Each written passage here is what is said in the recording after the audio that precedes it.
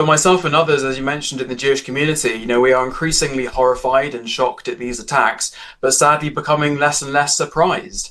Today's knife attack in Golders Green really continues a trend of escalating violence against British Jews.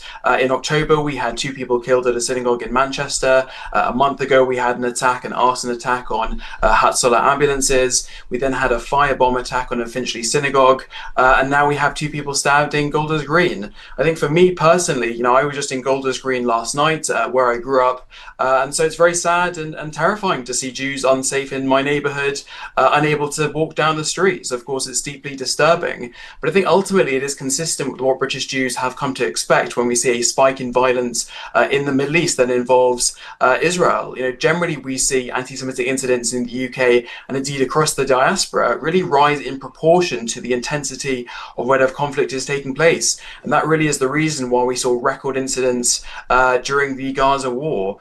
But I think in terms of why this attack is taking place, of course it's taking place in the context of rising public anti-Semitism, but I think it is relevant to consider the fact that actually many of these recent attacks have actually been claimed by Iranian-linked organizations. So in terms of trying to understand why it's happening, indeed the appropriate security response, I think it is appropriate to draw a distinction between state-backed terrorism and anti-Semitism that ultimately rises from kind of changing public sentiments.